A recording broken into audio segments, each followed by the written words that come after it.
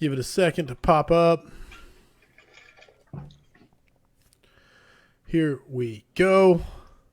Corley Moore, Firehouse Vigilance. This is Weekly Scrap number 78. Tonight's guest is Jake Barnes. Started out in the U.S. Air Force as a firefighter. If I get anything wrong in these details, you correct me. Went to Kentucky. Prefer warrior or hero. Okay, that's the only two I'm allowed to say tonight. Went to Kentucky to be a firefighter for 8 years and New Albany for the last 17 years. He loves instructing. He loves live fire, especially when it comes to basement fires. Jake Barnes, it is my pleasure to have you on as the guest of Weekly Scrap number 78. Hey, thank you so much, Corley. I tell you what, long-time listener, first-time caller. I'm pretty excited about being on here. All right, I'm gonna hook you up with some Johnny's Charcoal Broiler. It's a local sports animal joke. No, 100%, man. The guest or the host of the Point Firefighter podcast, author of multiple articles. To everyone watching live, if you have questions for Jake or myself, please do not hesitate to send them in the comments. Did I miss anything in the intro that's important or you want to add? I also am an instructor for the International Society of Fire Service Instructors. I'm a live fire instructor, 1403, and they're just now getting ready to kick off the new basement fire class in combination with UL NIST studies. So I really enjoy that. That's a lot of fun as well. Just because, there's live fire. That's always a blast, right? Right on. All right. I want to start out right out the gate. Jacob Johnson saying, let's go with 1, 2, 3, 4, 5 O's and an exclamation point. He said, Jake is solid. So there you go. We got an endorsement out the gate. Live endorsement. $20 going to him, Venmo. Right on. I want to start right out the gate by talking about your podcast, the 3-Point Firefighter podcast. It focuses on the 3 points. Obviously, it's right in the name, the 3 points, pride, training, and physical fitness. Yes. Tell me how that started for you. So I started writing articles and never having done it before, really enjoyed it. And I came up with an idea for an article on leadership. So the more fire department leadership books you read, the more convoluted the idea can be. You don't know what's going to work for you in your situation. I mean, Salka, Goldfeder, Sergi, all these guys are writing great books. So I came up with the idea that if you had to distill leadership down to 3 things, okay, it would be exampleship. And exampleship would be the 3 things would be pride, training, and physical fitness. And if you start with those 3 things and build on that, you can go in any direction you want. So I wrote the article, and it was just one of those things that I'm really proud about the article. I said, this really hit home for me, and I got some good feedback from it. So that article just kind of stuck in the back of my head for a while. I never in a million years wanted to do a podcast. I love podcasts, but it wasn't. But once the ideas in your head, I'm sure you say same way for you. Once the ideas in your head, it doesn't go away. Right. And if you don't do it, So I was on vacation last summer, and I always take a Firehouse book to read on the beach. So last year it was No Nonsense Leadership by Jared Sergi, right? Dude, that book, right? I mean, well, here, I like to show it because I take all kinds of notes. I mean, that's the deal there. So I was reading it, and it just blew me away. And I thought about how he put himself out there and how it can't be that easy to put yourself out there in the world as a firefighter. And from that, I was like, well, now I'm gonna make a podcast. I'm going to make him my first guest. Never met the guy. And I said, I didn't even have a backup for a first guest. I'm just going to bug the shit out of Jared Sergi, I guess. I texted or emailed him one time, and he's like, yep, let's do this. So, and that's how I got started, really. And I had no idea it was going to be as much fun as it is. No, and that's the part about it is, and we were talking before we started, you get this one-on-one conversation of someone you would go to a conference to hear speak or do a keynote. Yeah. But you get the one-on-one conversation. It's amazing. It's awesome. Oh, yeah, that's a perfect example too. Like, I like to have drinks when I'm doing my podcast. Right. So like I'm having a drink with Mark alone, I'm having a drink with Jared Sergi, I'm having drinks with these heavy hitters, and I'm getting them all to myself basically, and I can ask whatever questions I want. So yeah, it's great. I love it. Now you said Mark alone. I got to do Everything Saws. I was down there at North Florida Fire Expo this last week, and I got to do Everything Saws, and me and Mark alone were both in that class together, cutting roof props and chopping carriage bolts. It was great, man. Wouldn't you like to be one of the newer guys in that class going, is that Mark Alone? Yeah, where? Over there by Curly Moore. Holy shit. Where are we? It was a good time. Yeah, his new article came out today, so you can tell that Expo really must have hit him pretty good because he wrote a nice little article today. Oh, that junior senior man, yes. Yeah, yes, really yes. good. It was I a love really his good writing. article. I shared it because, no, it was good stuff. Oh, yeah. Pulling my notes back up because I lost them here as I asked questions of people. Not a problem. I was an adult film star for 17 years. We can talk about that. That's actually, I just did the lighting. That's when they talk about the gifted side of Jake Barnes. Naturally gifted. Naturally gifted. That's my part. So let's deep dive on the Pride because you talk about physical fitness. That's an easy one. Check. You know what I'm saying? Sure. I understand. Training. There's a lot of discussion you can have on training. I'm not discounting it as far as that, but I want to deep dive on Pride, one of the 3 points, because what do you mean? What do you mean when Jake Barnes talks about Pride? Well, it's a pretty subjective term, but for me, pride is the little things. Wearing your uniform right, making sure your truck is clean. Nice. It's all that stuff that people don't necessarily see, all the stuff that you do that no one may not see. You see a lot of firefighters that wear I sort of have a term for some people that aren't really the best of firefighters. Okay. But they wear their T-shirts and off duty, and they got bumper stickers. So they're my T-shirt bumper sticker people. Gotcha. That don't want to do anything for the job. They want to come get that paycheck and keep that couch from floating up against the ceiling. But to me, pride is just taking that extra time, getting that truck clean, cleaning the shitters. If you got to clean the shitters, clean the hell out of those shitters. Many years ago in Lexington, Kentucky, we had to do.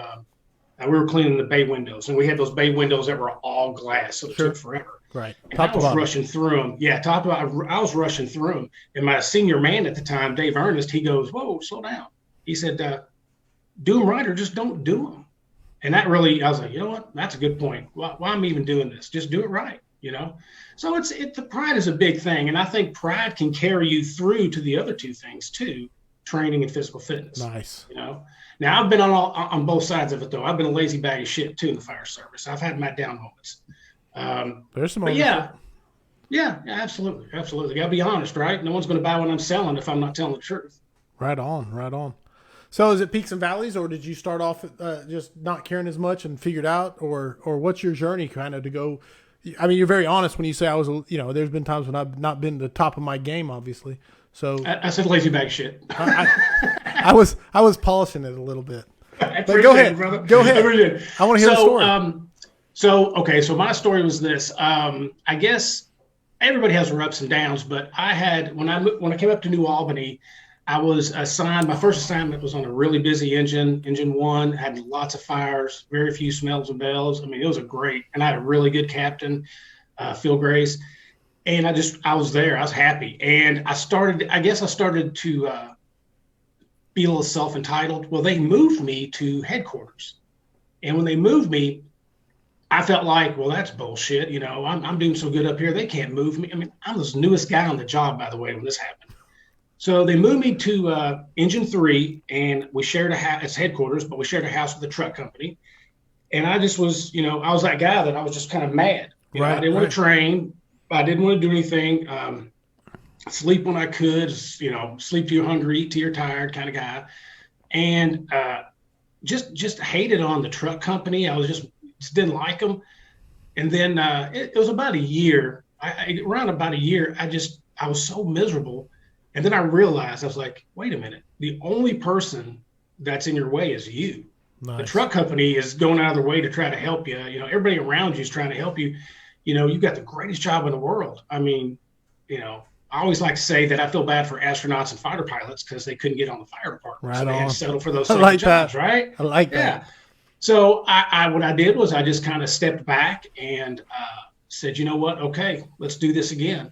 And I started really enjoying the job again. But again, it was all me. The truck company wasn't doing anything but trying to help me. The engine guy, everybody was great. I was just being a big baby about it. I felt like, Chief, you can't move me where you want to move me. I'm like, yeah, you can. Dude, that's so ownership. Dude, there's so many people that can't own that because, no, that's amazing, man. I don't know if that's more powerful than someone who just came in fired up, stay fired up forever, is someone who can admit that, I was a turd, and Oh yeah. I had to own it that it was me, not anybody else.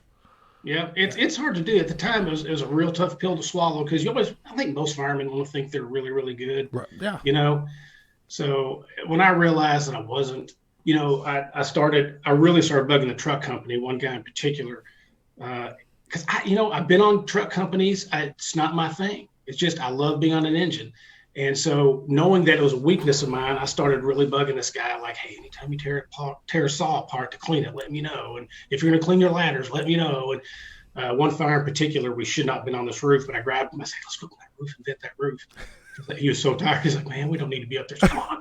Let's do it. Let's do this. Yeah, let's do this. I was just trying to shore up my skills. Sure. Yeah, but I like to think that those troughs at the bottom, they're getting, smaller and smaller and more infrequent. But I think we're all going to have them in our careers. No, and having that experience of being there, you can identify with someone who is there, and maybe, provided that the personal accountability exists on some level, and you can tap into that. Right. Right. I mean, if it's just excuses and it's not me, it's the organization, it's the chief, it's whatever. That's hard to get past. But that empathy, being able to identify with someone who is there, say, hey, I've been there, brother. Yeah, and it's my responsibility, having gone through it, put myself through it. It's my responsibility to share that so people don't have to do that. Right on. So, dude, that's strong. Okay. Thanks. Moving to the next. Oh, that's off topic. That's just a rabbit hole. We already rabbit hole number 1. Love rabbit holes. Love them.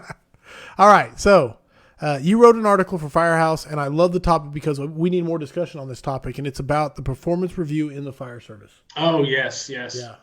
Absolutely. So many of them are just checking boxes and sending it through, or, again, your article touches a lot of it. But, yeah, go ahead and give me your take on performance reviews in the fire service. I don't know how we go without it. I really don't. It's not something that we're using in my current fire department. I know it's something they probably would love to do. But to me, how do you know where you need to go if you don't know where you are? So when I was in Lexington, Kentucky, had the honor of working there for like 8 years. When you were a brand new person, you got a review by your captain every month. So you didn't have any room to stray. If you weren't wearing your uniform right, you weren't doing your training right, you heard about it, within a month. So that's rapid feedback. That. Yeah, it is. It's good and it's bad because if you think you're doing something good and they tell you something bad, you're like, oh shit, Right. But I really enjoyed that. And after that, it was a once a year kind of thing. I think it's important because I need to say, okay, Coralie, listen, this past year, you've done really good. We've had a lot of EMS runs, a lot of fires, but I've noticed that your training's been slacking off a little bit. Your uniform's looking a little shabby, and then, try to correct anything I can correct. And then just as important, though, is saying, okay, in a year when we come back and do this again, here's what I would like to see for you. I want you to see you step up and ride the seat more, work on your pumping.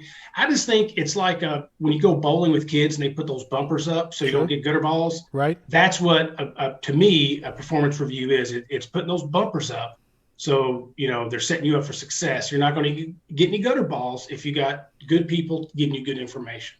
Nice. Love it. No, absolutely. And I'll just read some of these comments that are coming at you right now because we got Tony Nunez says you can't fix something if you don't know it's broke. Boom. Right there. Another $20 Venmo to him. Paco C.R. Carlin said the hardest part is few are honest. I'm not sure which part he was referencing, but he's talking about performance reviews. Yeah, that is, it's a stroke fest. It can be. If you got a best friend that's your captain and he wants to tell you, oh, no, you're good. Is he helping you or hurting you? Right, right. So, you got to have some integrity if you're going to be the person. And then another part of it is the 360, which is the chief himself, the higher ups have to be evaluated as well. And I think that could be a problem because some chiefs don't want that evaluation.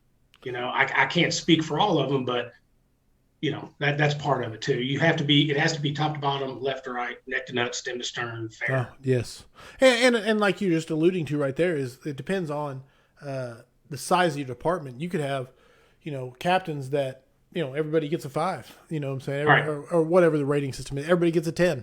Right. And the captain in the next district over is like, no, you're doing your job. You get that's your job. So that's expected. That's middle of the road.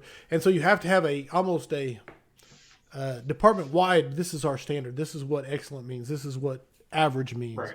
And if well, and therein lies the problem too, though, because if, say, using 5 is the highest, like the best you can get in something, are you saying that you can improve? No. That's the problem. No. So I've seen that too, where one guy in Lexington gave another guy straight 5s, saying you cannot. And I was like, so he can't improve on anything? He's doing everything absolutely perfect?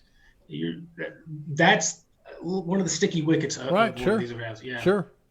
No, there's no doubt about it. And it's that balance, that dichotomy of pushing for excellence while encouraging the behavior that you want to see more of. Right. You know. Right. Absolutely. Absolutely. You know, and I think not everybody needs an attaboy or a good job, but I think everybody likes it. Sure. I mean, it don't cost anything to say, hey, man, you did a really good job. I used to call that truck company I was telling you about. I used to call when I was off duty and they get a fire. I'd call the captain and say, hey, man, I heard you guys did a real good job. You know, why not? No, absolutely. Dude, there's a saying, I don't know who said it, so I hate quoting people, but it's like, how can you tell if someone needs a pat on the back? And it's because they're breathing. And so. Yeah, see? And everybody enjoys it. Whether they need it or not, it's arguable, but I don't know anybody who doesn't enjoy being told they did a good job. Sure. Question coming at you from Matthew Kidd. He said, do you feel the performance review should include firefighter skills, kind of a individual minimum standards test? Oh, absolutely. And big shout out to Matthew Kidd. He's one of my training mentors. Nice. Great guy. Yeah, absolutely. Why not encompass everything we do and let us know where we can improve on it, right? Because, hey, you may clean the shitters just like the best toilet cleaner in the world, but you can't throw a ladder. Sorry. You know what? Then you're going to be a great janitor, right. A good fireman. But I think they should be all encompassing. I really should. I really do think that. I think that's a great idea. Why not test their academics too? You know, do you know what a Higby notch is? You know, it's just sure. All that kind of stuff. Why not make better firefighters kind of easy, really? It's not that hard. Nice. No, I like that a lot. Let's see. Ryan King said, no one is perfect at everything. Every one of us can do better. Yes. There's no finish line. I learned that late in my career in the fire service, that there's no finish line. You're never going to meet a firefighter that's got it all figured out, and you're never going to be that firefighter. It's always just got to figure it out. But you can be that firefighter that's late to your own retirement party because you're training. You can be that guy. Nice. I like that a lot. No, and if you are the firefighter that thinks you have it all figured out, then don't scratch your head when no one listens to you, because you're a know-it-all. So. Oh yeah, and I've heard you say this on this podcast before, in one shape or another, is you humble yourself, or the department or the job will humble you. There's no doubt about it. Mm-hmm. Those that have been and those that will be. An honest 360 review. Chad Bootsine says, an honest 360 review can turn things around. You can't have expectations of the men if you aren't meeting theirs. And that's a strong point. Mm-hmm. And it's hard for people that are in the chief's positions, because they're usually been on longer, and they're dealing with things that the rank and file don't. So it's hard for them to kind of get that 360 evaluation feedback. But it's only going to sting the first 1 or 2 times. After that, if you take it and you listen to what you're being told and work on it, like I said, nobody's perfect. Right. My wife reminds me that constantly. She reviews me every month, and I haven't got a good review yet. So that was my we flew today, and I got reminded today that I was not perfect. Tony Nunez says, a pat, and I really want to make a point on this. A pat on the back too often can water it down. They are definitely needed, but not all the time. Yes. So I got a little bit to say on that. I don't know if you have anything you want to say before I walk on you, but go ahead. No, you go first. Then if I got anything different, I'll throw my whole deal is this: there's a whole difference between like flattery and a well-earned compliment. So a well-earned compliment is never watered down. If you went out and busted your ass and worked hard and earned a compliment and you get it, that's great. Now, if I'm just passing out, hey, good job, buddy. Hey, you showed up today. Good job. Flattery or whatever you want. Empty compliments. Yes, 100%, Tony. So anyway, that's what I wanted to make a point on. There's a difference. No, that's exactly what I was going to say. There is a difference. You're right. The only time I try to go a little bit more than normal is with newer recruits. I feel like that I get more out of them if I'm a little bit more, hey, you did this right and all that. Now, when they get on the line, I'm like, to your point, I'm going to say, hey, you came to work. Attaboy. Right. But yeah, I agree. No, I agree with you completely. When it's earned, man, well earned. That's the thing. And when it's well earned, It can't be watered down. But if you just pass them out, yeah, okay. So we run that into the ground. All right, Jake. Pulling up my next point to you. Let's do this. Next one, and I love this, which is how Jake Barnes was inspired by his furniture movers to implement new communication skills. No shit. Yeah, that's no joke. Somebody read my article, huh? Yes. $20, Venmo coming at you. Yeah. So it's a really interesting story because I've always said the problem with if you look at most line of duty deaths or injuries or close calls, whatever, almost always there's going to be a communication failure somehow, some way. Right. And it's something I don't think we train enough on. Sure. So again, trying to write an article that's in the back of my brain. My lovely bride and I bought we finished our basement. So we bought nice couches to, make a little movie TV room. And these couches, when they got here, I started measuring upstairs. I'm like, there's no way they're going to get them around the corner and down the stairs. It just can't be done. So I was kind of stressing about it. And then I stopped the guy and he's, oh no, we got it. So they come in and they measure it, and then they have their own language. And they knew exactly what they were going to do. So the guy says, okay, we're going to do an alley-oop and then 2-3 turns here, and then you're going to go high, you're going to go low. Now, if you see me nod my head, that means you need to keep going. I mean, they had this whole language and plan. So I was watching this, and I was like, holy cow, they're communicating like next level. But how is it going to pay out, though? Right, That's the big question. And I'll be damned if they didn't bring that thing down here, didn't scuff it, didn't do nothing wrong. And everything the guy said, because he even prepared it, he goes, well, we're going to turn here, but if it gets too heavy for you, I nod my head. I mean, all this neat stuff. And when I was there like this, I was going, my mouth was wide open. So when they were done, I said, brother, I got to tell you, I said, I'm a fireman, and watching you and what you just did was amazing, how well you communicated and then had this difficult task. And it worked. It was really good. So, yeah, thanks. Nice. Legos and radios, the paper fold drill, the telephone game. So are those things you've implemented to? I have not implemented them yet for my guys. My guys are a little bit different. I don't know that they would go for that. I try to work on other things. I do want to do that. I was actually going to plan on doing it during this past winter, but COVID kind of screwed everything up. But it's a great drill. And for those who don't know, you buy a small Lego pack of, plane, a car, or whatever it is, nothing too crazy. And you put somebody in one room with the Legos and then a radio, and then the officers in a whole nother room, they can't see them, with just the instructions. And over the radio, you try to you don't tell them what you're building. You just try to get them to build it. So you learn really, really quick that you can't say, take the long side or take the short side or grab the big one or grab the small one. You can't use those subjective terms anymore. You have to be more specific. Right. And hopefully that translates into the fireground. Sure. And even if it doesn't, at least radio habits of what makes it come through clear where you're holding it.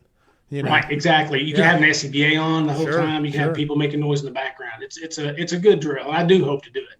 No, and just radios and Legos is a very simple way to do it. All the way up to there's complex games you can play where one person's in the other room and the other person's on a laptop in this room, and you're talking through radios and SCBAs and trying to solve a puzzle, and it's so much fun. And you can add a lot of depth to it. So. That's cool. Yes, absolutely. So here we go. Jacob Johnson says, okay, hold on. I got to catch everybody up. Tim Cron says, what makes a great company officer, Major Barnes, like perhaps a truck company officer? And there's quite a few emojis there, so I don't know the inside story. Well, that is a truck captain asking that question. Gotcha. That makes much more sense. And he's an excellent truck captain. He's one of the ones that I say is going to miss his retirement party because he's going to be training. Gotcha. So he's a getter. He's a doer. I think he's correct me if I'm wrong, Tim. I think he's 84 years old. Okay. And he's pretty decrepit, and he's not that attractive. Okay. So, but no, he gets at it. Shots fired. Shots fired. Hey, he started it. All right. No, he's really good. Good. He's one of my go-tos too. If I need help training, he's always there. So. Card carrying member of the Captain Cron fan club. Awesome. Matthew Kidd says it's easy to catch wrongs or screw-ups, but it takes effort to catch rights and good jobs. Yeah. We kind of talked about that. In the fire service, you just don't see a lot. I mean, it's not our nature. We'd rather catch you fucking up than doing something great, And been there too. I've been that guy. But how hard is it to say, hey, man, good job. You did a good job. the Paco Seal Carlin. Okay, Paco, forgive me on my pronunciation. Lack of communication is arrogance. Look at the Super Bowl team and SEAL Team 6. They communicate constantly and everyone can see it, but we think we can operate in the dark on silence. Very solid point. Yeah, I think you can, that old term radioactive, you can talk too much on that radio, sure. Start telling stories and having backstories and characters. And be advised, I'm a Pisces. Plot twists. Yes. Plot twist. Record scratch. All right. So you mentioned in that article on the furniture movers, so I'm backing up here and bringing it up. Okay. But you said, in spite of all the hazards, the all hazards approach that we have, the ever increasing skill sets, the number of hats that we have to wear, by and large, we still show up and we get the job done. That's the part about it that I want to focus on and talk about with you is, at the end of the day, generally speaking, there's I'm not sitting here saying, hey, pat ourselves on the back. We don't have room for improvement or anything like that. But by and large, all hazards approach, tons of hats. We show up and we get the job done. That's one of our specialties. Well, I like to say that, yeah, exactly. We have to solve an infinite amount of problem with a finite amount of tools. And the only thing that bridges that gap is our brain and our ability to think outside of the box. And, I'm waiting for Paul Combs to write a cartoon where you see firemen driving away from a car wreck and there's people still in the car. Right. Or fire is still going. They're like, well, I fucked that up. I can't. Oh, well. But no, you're exactly maybe next right. time. Yeah, maybe. You know what? I think I learned from this last fire we just left. But yeah, I mean, we always get it done. And, that's our burden. We don't get to quit. There's no, shit. Right. You go and you go and you go. The problem comes if you don't analyze all your successes and your failures, then you're never going to be able to improve. You're not going to be able to say, hey, that honest look again, hey, I could have done this better, right. Or I should have broke out all these windows, man. Maybe I could have just went through the lock, or maybe I could have done this. But there's no, I don't know what the public thinks about us, but there's no steps to putting out fire really, because each one's unique. Each one, the building, the construction, we can do all the training and studying we want, but we're always going to be behind the curve. We'll never be ahead of it. So yeah, totally, I agree. Okay. No, I like that. I had like 14 things I wanted to say in there, but you were on a roll and it sounded good. Boom.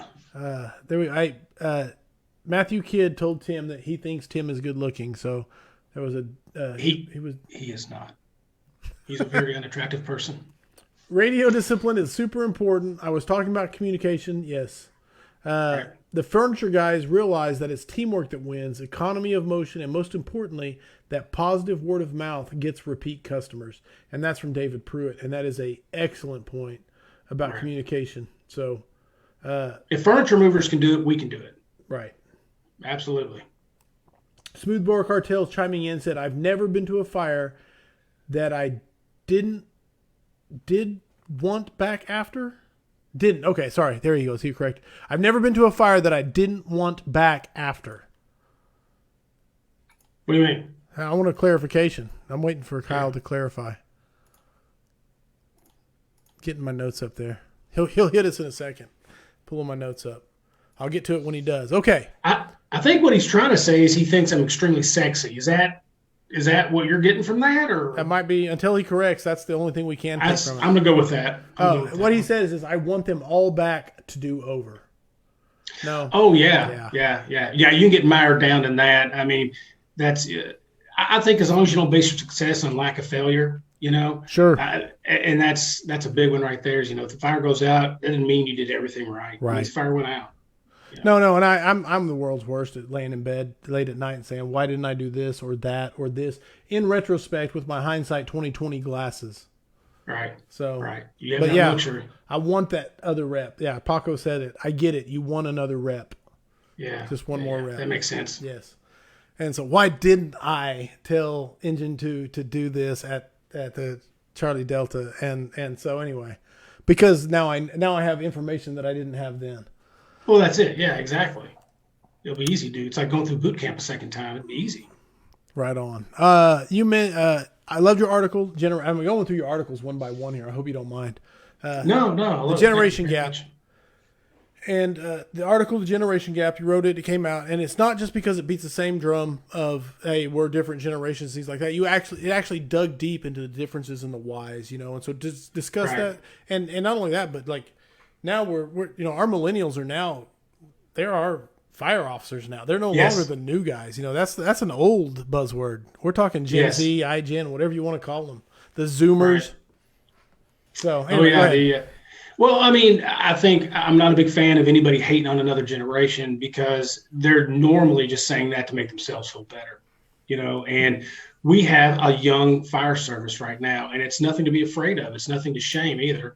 So my experience with all this was we hired these people and I was training them, and I don't think any of them had any fire training. And I call them my Super Six because they were just go-getters, doers, just great guys. I enjoyed like every day with these six were great. But there was one guy in particular that would ask why on everything. He had to know why on everything. And I was just getting furious. I don't have time to tell you why. It was my ego is what it was. I had plenty of time to tell him why. It was my ego getting in the way. So I can't remember the exact thing. It has something to do with an axe. I made him, repaint an axe or something. And to your point, I was at home in bed and I was like, it's killing me. And then it hit me, it's just a generational thing. He wants to know why we're doing all these things.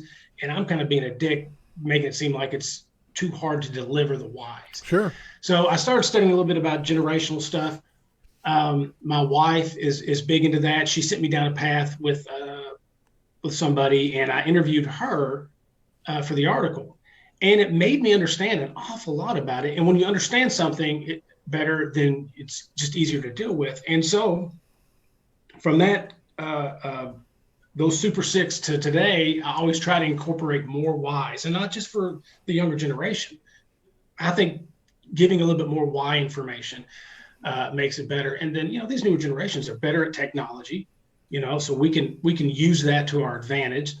They like to take ownership of stuff, Yes. They want to be, firefighters off duty, on duty all day long. So, yeah, I think there's some people think that this current generation is going to ruin the fire service. I think just the opposite. I think it's going to really elevate it. And I love hearing that. And I always say this, whenever generations come up, I always reference this so people who listen understand. But back up to like 1918 and whoever the firefighters were, insert whatever, not even firefighters, but 1918, and they were talking about these young whippersnappers coming into whatever the fire service, let's say, and they're talking about the greatest generation, and they're like, these guys are going to ruin the fire service. You know what I'm saying? These are the ones that are going to ruin the fire service. And it's happened. Every generation is just like, they have no respect. They don't get it. They, to your point of making them understand the why, it goes right to one of my favorite quotes, and it's the Vince Vaughn movie with Jennifer Aniston, The Breakup, where she's like, I just want you to want to wash the dishes. And he's like, why would I want to wash the dishes? And to me, that connected with me on so many levels, which, for whatever reason, I'll never want to wash the dishes. But when they understand the why, they can want to go and train. They can want to go and stretch that hose or do that evolution. Because then they're just going through without the why, they're just going through the steps. And the truth of it is, you want them to see the big picture. Right. So if you teach them how to force a door and you don't give them the why, mechanically they may be sound. But if there's some troubleshooting that needs to be done and they don't have that why and don't see that big picture, then you've kind of doomed them. So no, 100%. Okay, I'm going to catch you up because there's been a few comments I've missed here. Let me see if I can get in context. Fact. There we go. There's a reason communication is on every NIOSH report, but a lot of times it's the last thing we think about training on. That's true. That is very true. That came from Drew Elliott. That's very true. Someone said two things are in most everything. It's communication and SCBAs. There it is. I'm looking. All right. We got Mediocre Mindset from Corey Payne said, if the fire goes out and we all come home, then it was a success. #fake news. If your company doesn't wish for a second chance at that same fire to do it even better the next time, then they need a kick in the butt. That's a really good mindset to have towards that. Yes, Corey Payne is an excellent fireman. Him and Matthew Kidd, they work for a department around us. Okay. And their next level training. I mean, they post pictures at night. They're training. I mean, those guys get it. So yeah, good on them. Good on them. Luis Manuel Corona said, "I've never been to a fire where I didn't learn anything and everything went perfect." 100%. Yes. I'm catching up here. Smoothbore Cartel, my man Kyle said, "Those who ask why keep me sharp." That's a great quote. That's a real good point. I'm going to make that quote. I'm going to mark it. I'm going to try to turn it into a picture. 1918 was the year my brother Arthur Ashley and Andrew Starnes were rookies. That's from Jacob Johnson, so he's taking stabs. I used to work with Arthur back in Lexington. All right. There we go. We're all caught up. Embrace the why. Embrace the why. If they learn from us and grow to be good officers, we can take pride in leaving the fire service better than we found it. Absolutely. I've heard you speak on generational stuff on the Weekly Scrap before, and I want to give credit to the right person, but I can't remember who your guest was. Oh. But they said something to the effect of, you complain about this generation, but who raised them? Right. So, I mean, that's something to think about too. You can complain about it all day long, but we're the ones that raised them. So we have to take some ownership in that as well. Well, hopefully someone will tell who said that, because there's a sentiment that runs through that. It's like you complain they don't know how to start a chainsaw. Have you gone out in the bay and showed them how to start a chainsaw? Exactly. No, and that's they'd rather sit on the couch and go, that idiot didn't know how to start a chainsaw. Right. That's the whole. And I want to say that was Brunacini. That might have been the germ of that, but I'm not sure who quoted, that theme of quotes along that line. But yes, absolutely. Okay, so we got our. I want to talk about calcium scoring screening tests. Yes, please. Thank you very much. Go. Okay, so you know way more about it than I do. Yeah. So what it is, it's a test that might save firefighters' lives. So if we're lucky to not die of a heart attack on the fire ground, and we're lucky to make it out of retirement and maybe not die of cancer, and then maybe not have PTSD. I mean, those are a lot of ifs, right? So let's try to take one of those things and work on it right now. And that's what calcium scoring screening test is. So what a calcium scoring screening test does is it can detect buildup of plaque in your main arteries of your heart. Okay. So like the Widowmaker, if that thing is all blocked up. And all this came from, I work with a guy that had a big heart attack. He survived it. He's a badass. So he's good to go now.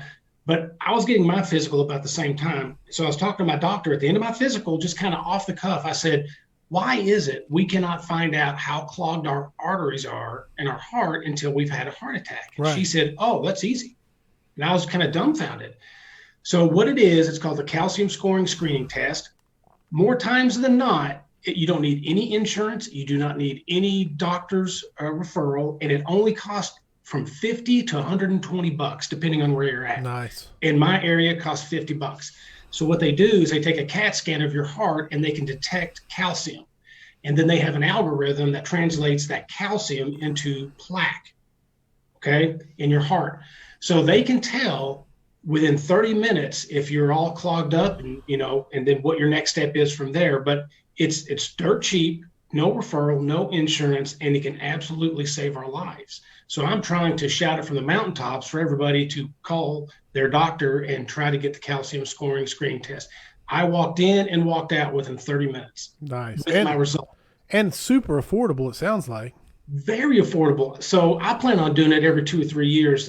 In the article I wrote, I interview a cardiologist, and I believe he said about every 5 years. But for $50, I'll go every 3 years. No, especially in our profession. I mean, no, that's. Now I don't want to like pin you down like you're some expert on it or anything like that. But is there false positives, false negatives, or anything like what's the accuracy? I wish I could tell you that. I don't remember off the top of my head. I know it's scored from like 0 to 400. Okay. And then just because you get a high score doesn't mean you're going under the knife by any means. There's other things they can do. But if you have a clogged artery and they can fix it before you throw the big one, why not? Let's even if it just points as long as we can. Point you down the right direction to go find out what your options are. Sure. Before. I believe they said like the next step would be like and everybody's going to be different. But in my area, they told me, because I was kind of interviewing everybody who was doing this as I was going through for the article, and they said, well, if you got a high score, then the next step would probably be a stress test, maybe an echocardiogram, and they just build on that. They get a better picture of your heart, but now they know what to look for. Right. So we don't necessarily have to die of heart attacks if we obviously take care of ourselves, but get this test. Awesome, man. No, I love that. I love that. So I want to ask you, lessons you have learned from instructing. I always like asking this question out of guys who like to instruct, Right. and advice you would pass on to others who either are getting into instructing or want to get into instructing. A couple of things. First off, no one expects you to know everything. That's just, you're going to put too much stress on yourself. If you think you have to know everything in the fire service to be a good instructor, you don't. Solid. You have to know how to organize. You have to know how to read and comprehend and share. That's the number one thing, is sharing. And the other thing would probably be, don't bullshit. Don't make stuff up. If you don't know something, just tell them. I don't know. I can find out for you though. Yeah. But yeah, I mean, it's teaching is a humbling thing, because I went into it thinking, almost didn't take this job, my job as a training officer, because I'm like, I don't know as much. Well, Tim Cron, Matthew Kidd, these guys that have been on, I don't know as much as them, but when I jumped off that ledge, I realized what it was. If you want to become an expert in something, teach it, really. Dude, so that's solid. Yeah. So, I mean, as long as you got the drive and you can read, you comprehend, and number one, share it, you'll be a solid instructor. That's really all it takes. But just don't stress yourself out and think you got to know everything, because you don't. You can't possibly know everything. No. And everybody talks about vet your instructors, and, know that who you're listening to. And that's 100% great advice. There's a presentation that I have literally been working on for like 2.5 years now. And it's all building construction, because here's the thing. I'm not a building construction guru, and I'm learning as I build this presentation, because the whole reason I started to build it was we're getting these we're getting back to the generations. We're getting these guys into the fire service who've never run a lawnmower, never started a chainsaw. It's not in their daily skill set. No harm, no foul to them and the way they were raised. It's just the way society is now. And so I wanted to build a presentation that was geared towards them. But the thing is, I'm not a building construction guru, so I have to qualify everything look, I built this to learn. Right. Anyway, it's a very weird place to be, to teach something that you're not a subject matter expert on. Especially when people in your group, in your class, know you're not a subject matter expert. Exactly.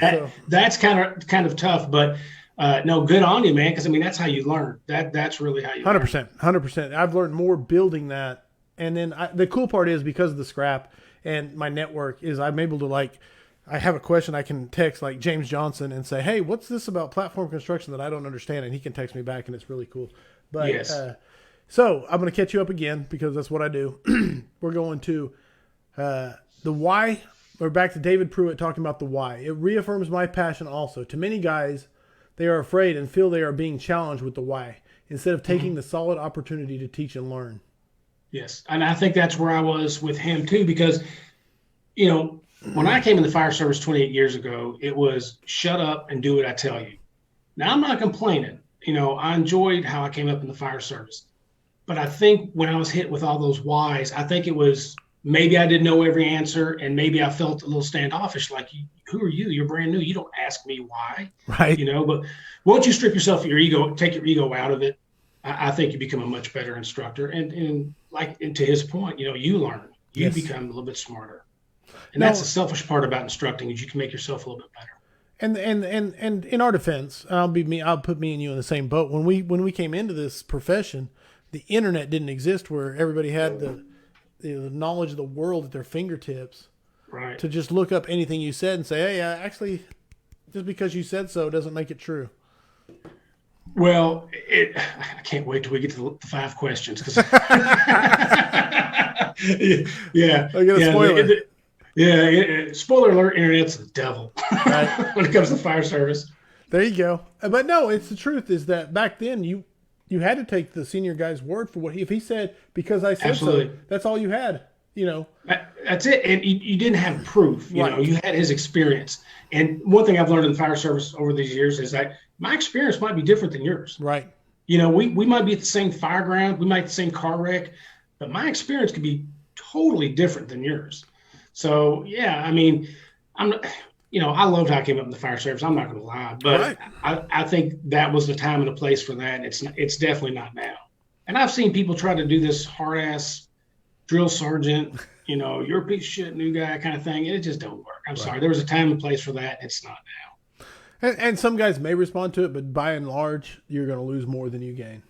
Yeah, I think so. And again, we're speaking in generalities, but that's what, you know, that's what we're like. Yeah, I'm not saying hold their hands and feed them pizza for free and stuff. I'm just saying, you know, in my article, what I kind of, in a roundabout way, what I'm trying to get at is if you want the best for your department, if you want the best out of this firefighter, you have to meet them on their level at some point. Because if you're up here and they're down here and you're not communicating, they're not becoming a better firefighter. You're not getting a better crew. It just can't happen. Right. So this whole, you know, they joined my department, they joined me, and they're going to have to learn the way I learned. You're setting yourself up for failure, and you're not helping your brother firefighter. That doesn't make any sense. Right. And it comes down to you can be right or you can be effective. You know. Yeah. Exactly. Yes, I love it. I love it, man. I'm gonna write that one down. Hold on a second. So George Robertson Jr. said, the why questions really scare a lot of guys because they just don't know the information. They are just regurgitating info or bad info that they have been given with no research. We are just scared to be wrong and show someone else how little we really know. And I'm telling you, and Jake will probably agree with, I hope he'll agree with me, but some of the most powerful things you can say as an instructor is, I don't know. Let's go find out. Let's Exactly. Yes. Yeah. And then also when you're teaching, there's always somebody that might have a different way of doing it. And as an instructor to go, hey, let's see that. Let's see what you got. You know, it's a peer thing. You know, it's like how Aaron Fields does his stuff. He talks about he's not necessarily the instructor. He's kind of like a coach. He's kind of like a peer. Right. You know, and I think that goes a long way. That's awesome. If it's good enough for Aaron Fields, I think it's good enough for everybody. That's pretty high. Yeah. All right. Instructors, stop reading the PowerPoints. Drew Elliott said this. Instructors, stop reading the PowerPoints. So I can say that 5,000 times and not read it enough. Yeah. I get kind of bad about that. When I first started as a training officer, I would hide iPads around my room with the presenter, the notes and stuff, so I wouldn't have to read them. Because, I mean, I can tell you information without reading the PowerPoint, but I need it on my notes. So I would walk around the room and I'd have like a phone here or an iPad over here and my computer and try to make it all nonchalant. Yeah, I look like an idiot, I'm sure. No. And my point is, if you're just going to read the slide, I promise you I can read the slide faster than you can. And so. Oh, yeah. I went through paramedic school and our entire pharmacology was, he literally read, he was like, epinephrine 1 to 10,000. I'm like, I'm going to kill myself. That taught me quick. Death by PowerPoint. Oh, God. It's terrible. Okay. Matthew Kidd said, surround yourself with brothers and sisters that love the craft. They are easy to spot because they are never satisfied and are always looking to be 1% better every day. Yes. 1%ers. Jacob Johnson said, those who love the job the most have the most haters. Follow those guys and put earplugs in for the haters. Background noise is just noise. Love the job and move on. We are here for each other, not to try and copy, impress, or be the next hot shit guy. 100%. Yeah, I just saw a quote. By the way, I got to brag on you. I love your quotes on Firehouse Vigilance. Thank you. It's nice. Like every day I see something that I'm like, yes, I love it. So good on you for that. But I just saw a quote right before we started this. It said, the people that are trying to pull you down are already below you. And I thought, wow, that's actually pretty good. Really good. That's pretty good. Yeah, the more I agree, the more you care about the department. Well, I'm speaking generalities. The more you care about the department, the more you try to do something, there's going to be those people that can't or won't do what you're doing, so they're going to hate on you. And they're going to they're going to throw you off your game.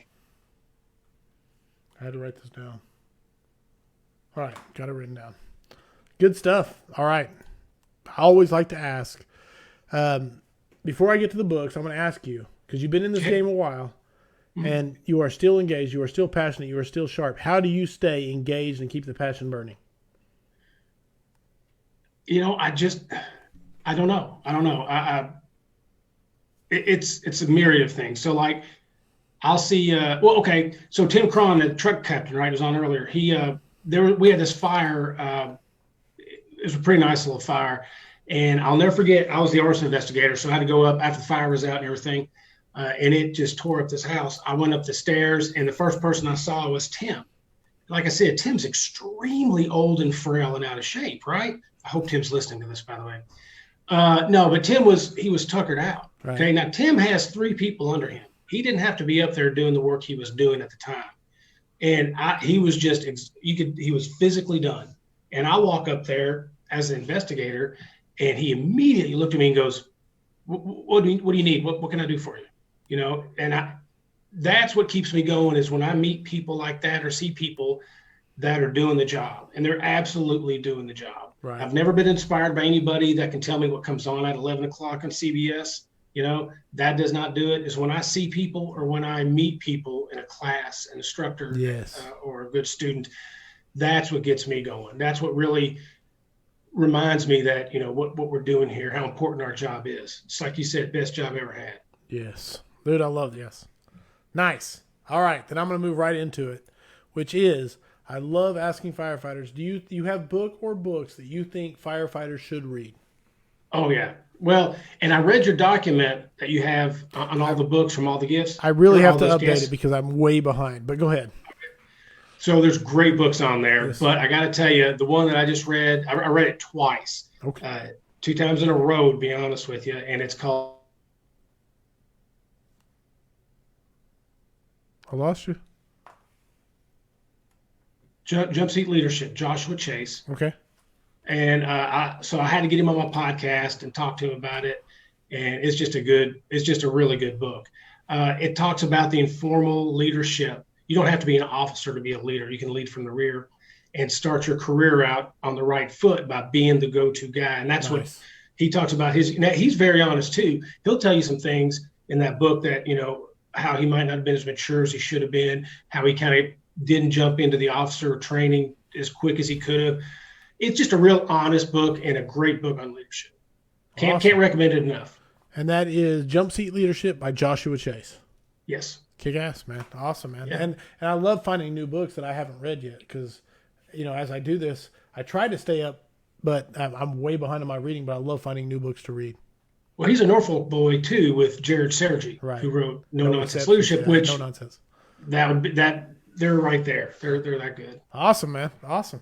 All right. Well, this is the point where we get, and we have a thing on the weekly scrap. It is the 5 questions for firefighters. All right. The answers are 100% your opinion, and the points usually are. If you saw Sean Duffy got to pass out the points last time, but we're back to the normal background. So I pass out the points now. They're completely arbitrary. So, Jake Barnes, are you ready for the 5 questions for firefighters?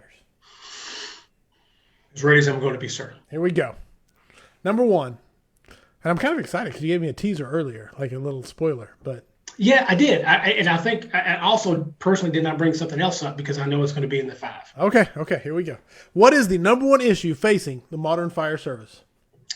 Social media. It's the devil. It's the worst thing you could do for the fire service because you put these snippets on of these brothers going to work, sisters going to work, and people are just bashing on them because they have zero context. There's no context in these videos. So I think that's it. Social media and context. I like it. Mm-hmm. Do you think there's an answer for that at all, or are we just stuck like society? Are we just stuck with it? No, the answer is personal responsibility. Don't, like I like to say, ask questions, don't make statements. So if you sit there and say, you make a statement of like, that guy's an idiot, he doesn't have his hood up. Okay. That's stupid. Why don't you say, I wonder why he doesn't have his hood up? Right. Maybe there's a reason for it. I don't know, but ask questions, don't make statements. No matter how unlikely there is to be a good reason, you're still leaving it open for the benefit of the doubt. I want to give my brothers and sisters the benefit of the doubt because they're out there doing the job, man. I'm sitting there usually in the taking a dump, looking at social media, seeing these guys going to work. Who am I to sit there and second guess what they're doing? If I really want to know, I'll ask a question. How come he didn't have gloves on? How come this? How come that? I'm not going to sit there and say they're bad firemen. I just hate that. No, 100%. And can you get me talking during the questions, which means you get max points because you got me talking. But the context thing is, it's so hard when you type out an answer, and push send. sometimes you completely lose context of not only the frame of reference for the video or photo that you saw, but even when you say, how come he didn't have gloves on? It can be read so many ways. Like, how come that guy didn't have gloves on? Right. Versus, I wonder if there's a reason why he didn't have gloves on. It's just context is lost because there's no inflection. There's Absolutely. Kinesthetics. You're trying to judge an entire department or an entire crew or company by a 30-second snippet. You have no idea what they're doing before, what they're doing after. Right. No, and there's been lots of examples of people who've just been lambasted and harpooned. And then you get the full story later, and you're like, oh, that makes a lot more sense. Yeah, I wish I could remember exactly, but there was an Indiana firefighter came out of a room that flashed, and he was coming down the ladder. I don't think he had his helmet on or something like that, and people were just bashing on him. And then a good friend of mine found out the story, and it was knocked off of him or something like that. It was something totally harmless. But instead of saying, hey, there's a brother and sister, doing the job, we're gonna bash on him. That's bullshit. And surviving a near miss, but you're gonna beat on him for not having this. Yeah. Yeah. That's all right. Sauce. You got me talking so long on question 1. All right, number 2. Extra points. What is the thing you are most excited about for the future of firefighting? Okay, so for me, the UL NIST studies that started, 10, 11 years ago, I think have absolutely changed the fire service for the better. And I get excited when they come up with new stuff. So this, the new basement fire study and all that stuff, it's amazing. I think they don't get near enough credit for saving firefighters. They really put in the work, they put in the effort, and they incorporate the fire service right along every step of the way. So to me, I think that is what's going to make this job great and better and everything down the road. No, I can't argue with that. The science meeting the anecdotal meeting the shoe leather on the asphalt, all is kind of combined into that, Absolutely. And each iteration is getting better and better and better, Well, they perfect what they're doing, but to me, the governor's study, and if you don't know what it is, people that are listening, read up on it. It's amazing. So they got the same type of house over and over. They can repeat over and over and over these experiments, and they measure them, and they come up with all this data that we can use. And it's nothing hard. You don't have to buy anything. You don't have to buy a better nozzle or a better truck or better anything. You just have to take in this information and maybe change your tactics. And hopefully you don't have to change your tactics. Maybe you've been doing it right the whole time. That stuff right there is pretty exciting to me. No, 100%. I'm a fire nerd, so. we're in the company of fire nerds, and there we go. I love it. That's what they're doing on Monday nights, watching us. Right. No, I love it, man. Number 3, the best rank or position to be in the fire service. Training officer, no doubt. Oh, wow. Training officer. Think about it. I mean, I'm listening. Training officers are the conduit through tradition, through knowledge, and through history of your department. That's what a training officer does. They actually change how your department can operate. They bring in the new guys. The guys that turn into the Corley Moore or the Jared Sergis, they're the ones that get them when they're brand new and set them on the right path. They're the ones that help bring them back when they need to be brought back a little bit. So without a doubt, I think the training officer is whatever rank that is for whatever department is absolutely the driving force for that fire department. That is, I'm not sure if I've heard training officer as an answer in 78. I'm sure I have. So you've heard a bunch of wrong answers then. Well, there's only one right answer, but you articulated your answer very well. I'll put it that way. Thank you very much, sir. No, and I got to say, and you're getting me talking again, so that means lots of points. Which means they do have the biggest impact in the rookies, early guys, man. I mean, whether they check out after that, they still have that first initial. And I think there's a saying that says something about first impressions, and how important they are. Think about the training officer that had, Bruncini, right? Or Salka or Goldfeder or these guys. Imagine being that guy that maybe had some kind of, sway on their passion for the job. You're talking about some butterfly effect at this point. Yeah. Exactly. Yes, 100%. They said, and think about the bad instructors that, did just the opposite. Now we don't have these other guys. So, I believe training officer really is the driving force. That's strong because I'll qualify, and I'm tacking on to you, so I'm sorry. But I'm saying no. A good training officer is, yes 100%. Yes. And I guess that qualifies to all of them. So Yeah, excellent that's answer. a good point. Excellent answer, Jake. Thank you. Best advice you have ever received? So when I was in Lexington, I worked with a guy, Joe Best, and he gave me the best advice ever, and I pass it on every chance I get. His was, give the department 1 extra hour of whatever it asks. So if it asks you to train all day, or you're at a fire all day, you got to clean or change hose, all, it doesn't matter. Give it 1 more hour. Just give it that 1 extra hour, and you're going to be head and shoulders above everybody else. Wow. And that melted my brain when he said that, because he said it and just dropped it like a little nugget and went on. He didn't say it all inspiring or anything. Right. And it's true. And just put an hour more, and maybe if you're tired, just open up a map book, or go open up a truck and open up a door. Just, pull some hose, do something. Just do 1 more hour, and you're going to be better. Your crew is going to be better. Your department's going to be better. Wow. No, that's strong, especially in an hour. I'm saying, like, I'll even back it up and say, if your cutoff time's at 4 p.m. or 5 p.m. or whatever the cutoff time is, if you did 10 extra minutes. So if you did an hour, holy crap. Well, the thing about it is just that mentality, right? Though. The mindset. Say 5 or 6 o'clock rolls around, you're tired, you already ate dinner, and you forgot to do something. You're like, oh shit, well, let me go out there and look at this rope bag real quick, and just, you just get in that mindset. You're going to be better. You're going to be a better firefighter. Awesome, man. George Robertson Jr. said, training officer, the most underrated and underutilized position in the fire department. Have to $20 Venmo. He's right. You're passing out a lot of Venmo money tonight, Jake. Well, I hate to say that I'm super rich, but I'm extremely wealthy. I won a $7 scratch off just the other day, so I got the kind of cash. I got that cheddar. So you got that cheddar to where you can make a difference. Oh, hell yeah. All right. Number 5, heavy fire in searchable space. Would you rather be assigned to the nozzle or first in on VES? I love this question, and I love to hear all your guests answer on this one, because some of them answer right off the bat. I could not do that. I had to go back and forth. Here's what I came up with. I hope you like it. Okay. I've done almost my whole career on an engine. So I've always been on the nozzle. I've never been able to do VES. So I'm going to have to go VES. Like it. Just because it's never been an opportunity you got to take. I've never had that opportunity, brother. I'd love to do it. Love it. Someone actually, and again, great answers, man. Thank you for that. There it is. The 5 questions for firefighters according to Jake Barnes. So I hope everybody enjoyed them. He got me talking, and I try not to interrupt people during their 5 questions, but whenever someone gets me going, I can't help it. That's the point. Hey, if you've heard my podcast, that's what I do, because I want the conversation, man. I don't want to ask a question. I don't want to interview. I want to have conversations. Sure. That's why I love the scrap, man. The scrap's got that in spades, man. Great conversations. Brother. Someone posted a picture on Twitter, and they said, "Is this question 5? Is this the kind of thing you're talking about with heavy fire?" And it was a good picture, and it had heavy fire and it had searchable space.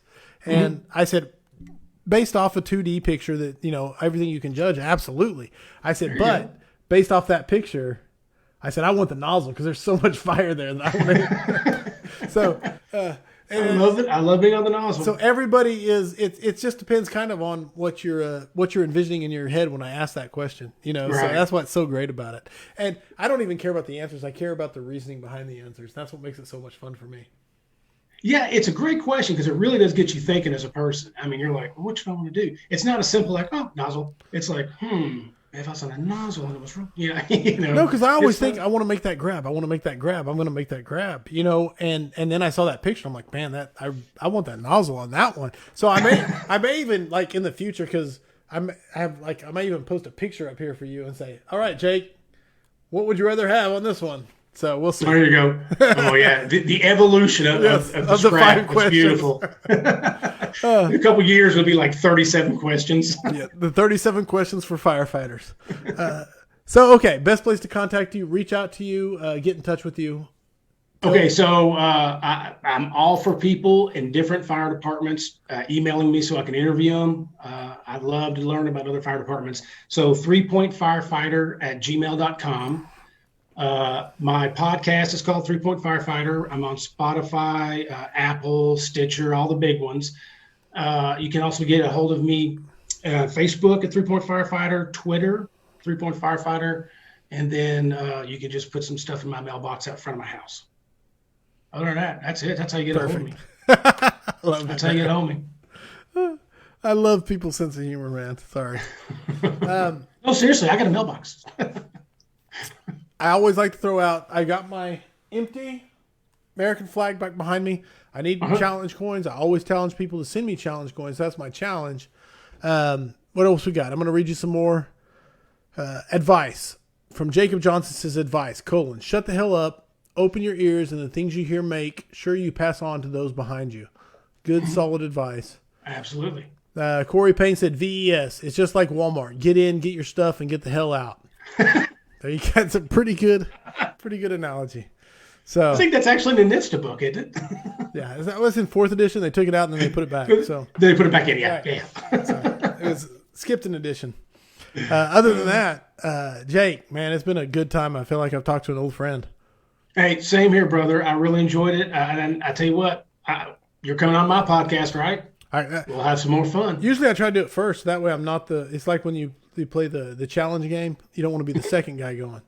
So. Right. And then I'm going to have 215 questions. It's a new thing I'm adding. Okay. I like And I'm also doing one. It's called What's Your PIN Number? So that's going to be pretty exciting. Oh, that's easy. It's only 4. It's only 4. I can remember those. Hold on. Let me get my pen. Right on. Yeah. Hey, listen, I appreciate it. Thanks for having me on here. Thanks for letting me get the word out on the calcium scoring screening test. I really want to get brothers and sisters, safe. And I just had a blast, man. I love the weekly scrap, man. I do. Thanks for letting me be on it. Thank you, brother. Thank you for being a supporter. Thank you for being a guest. Thank you for the awesome answers. Thank you, audience, for the comments, the questions, the jokes. Sometimes you guys make it hard to concentrate. And I got to say, I hope the tone stays silent unless it's burning. Everybody stay safe out there. Later, brother.